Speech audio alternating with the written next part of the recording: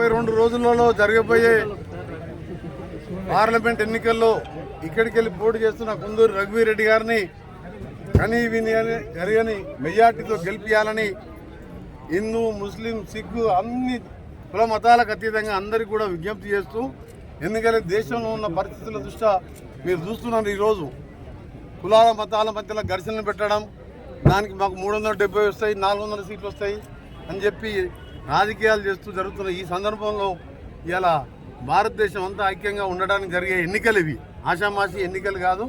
అందరికీ కూడా విజ్ఞప్తి చేస్తున్నాం. ఇంకొక విషయం, మొన్న హరీష్ రావు గారు వాళ్ళ ఎన్నికల ప్రచారంగా కార్యకర్తలు లేరు, ప్రజలు లేరు, వాళ్ళకి అభ్యర్థులు లేక వాళ్ళ బాధ కాదు, వాళ్ళ మాటలు కానీ కాకపోతే ఒకటే తీవ్రంగా ఎందుకు ఖండిస్తున్నానంటే, నిన్న హరీష్ రావు గారు ఈ ప్రభుత్వం ఎన్ని రోజులు ఉంటుందో తెలియదు, ఆయన ఇంకొక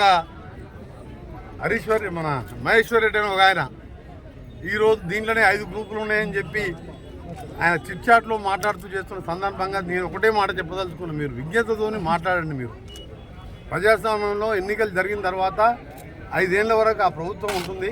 ఇక్కడ ముఖ్యమంత్రి గారు వారి నాయకత్వంలో మంత్రులందరం సీనియర్ల సలహాలు, జనారెడ్డి గారు లాంటి వారి సలహాలతోని ఎమ్మెల్యేలు ఒక టీమ్గా పనిచేస్తున్న సందర్భంలో నేను ఒకటే చెప్తున్నా, మీరు 5 గ్రూపులు లేదు, ఏకనాథ్ షిండే అని మీరు సృష్టించింది ఏకనాథ్ షిండే, మేం కాదు. మహారాష్ట్రలో ఎన్సీపీని శివసేనని చీల్చి ఎమ్మెల్యేలను కొని ప్రభుత్వాన్ని ఏర్చుకొని ఏకనాథ్ షిండేని సృష్టించింది మీరు. మా దగ్గర ముఖ్యమంత్రిగా రేవంత్ రెడ్డి గారు 5 ఏళ్ళు ఉంటారు, ఇంకా 5 ఏళ్ళు 10 ఏళ్ళు కూడా మేము కాంగ్రెస్ ప్రభుత్వం ఉంటుంది, మళ్ళీ కూడా రేవంత్ రెడ్డి గారే ఉంటారు. నేను ఒకటే చెప్తాను, ఇంకా ప్రతిసారి నా పేరు కూడా వాడుతుంది మహేశ్వర్ రెడ్డి. నువ్వు మీ పార్టీలో అంతర్గత విషయాలు బండి సంజయ్, కిషన్ రెడ్డి, బండి సంజయ్ ఎందుకు దింపి ఎందుకు కిషన్ రెడ్డి కూర్చోబెట్టడం నీకు తెలుసా? మా పార్టీ అంతర్గత విషయాలు ఎప్పుడు కూడా మాట్లాడద్దు. ఒక జాతీయ party LP leader, legislative party లీడర్గా నిన్న ఆయన చిట్చాట్లో మాట్లాడుతుంది. ఈయన 10 మంది బట్టి విక్రమార్క అంటే మా గౌరవం. మీరు దళితులు ఆ రోజు ప్రతిపక్ష నాయకులు ఉంటే ఓర్వలేక 13 మంది ఎమ్మెల్యేలని సంతలో పశువులు ఉన్నట్టు ఉన్నారు. ఇవాళ మీ ఓరు కూడా వస్తున్నా కూడా మేము మాకున్న మెజార్టీతో ప్రజలకు మేము ఇచ్చిన హామీలు నెరవేర్చుకుని ముందుకు పోతున్నాం.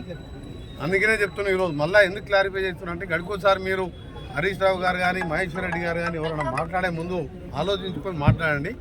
జాతీయ పార్టీ ముఖ్యమంత్రిగా ఎమ్మెల్యేలు మా అధిష్టాన వర్గం ఎన్నుకున్న రేవంత్ రెడ్డి గారు మేమందరం టీమ్గా పనిచేస్తూ ప్రజల కోసం పనిచేస్తున్నాం.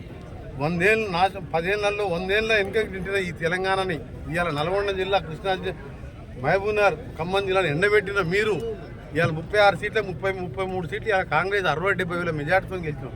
ఇంకా కూడా మీకు జ్ఞానోదయం అవుతలేదా?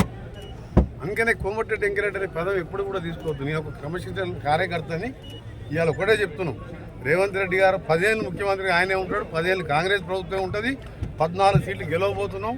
మీ అందరూ కూడా సహకరించాలని విజ్ఞప్తి చేస్తూ ఈ చిట్ చాట్లు, పనికిరాని మాటలు బంద్ చేయరు, ప్రభుత్వాలను పడగొట్టు మాటలు బంద్ చేయరు. అట్లా అనుకుంటే మీ 50 ఏళ్ళు పాలించినాం, ఏ ప్రభుత్వాన్ని పడగొట్టలే కాంగ్రెస్ ప్రభుత్వం. సెక్యులర్ పార్టీగా మీ అందరూ కూడా పవిత్ర దినమైన రోజు మా ఆపోజిషన్ నాయకులకు చెప్తున్నా, ఇక ముందు మా ఇంటర్నల్ పార్టీ గురించి కానీ మా పార్టీలో గ్రూపులు ఉన్నాయని కానీ దళితుని అవమానపడుతుంది మీరు. దళితులు ముఖ్యమంత్రి అని చెప్పి మోసం చేసి 13 ఏళ్ళు వాడుకొని ముఖ్యమంత్రి అయింది నువ్వు. మేము మాట తప్పలే, 6 గ్యారెంటీలు ఇచ్చినాం, 6 గ్యారెంటీలు అమలు పరిచడానికి ఇచ్చినాం. ఎలక్షన్ కోడ్ వచ్చింది, కోడ్ తర్వాత రైతు బంధు, రుణమాఫీ అన్నీ చేసి చూపిస్తాం. ఒకటే చెప్తున్నా, ఇది మీరు రిక్వెస్ట్ అనుకోరి, వార్నింగ్ అనుకోరి. మహేశ్వర్ రెడ్డి గారు కానీ హరీష్ రావు గారు కానీ ఎప్పుడు కూడా మా పార్టీ ఇంటర్నల్లో మాట్లాడితే మీకు ప్రజలు సరైన బుద్ధులు మనం చెప్పినాం. మీకు ఒక్క సీటు తెచ్చుకోవాలి అంతే.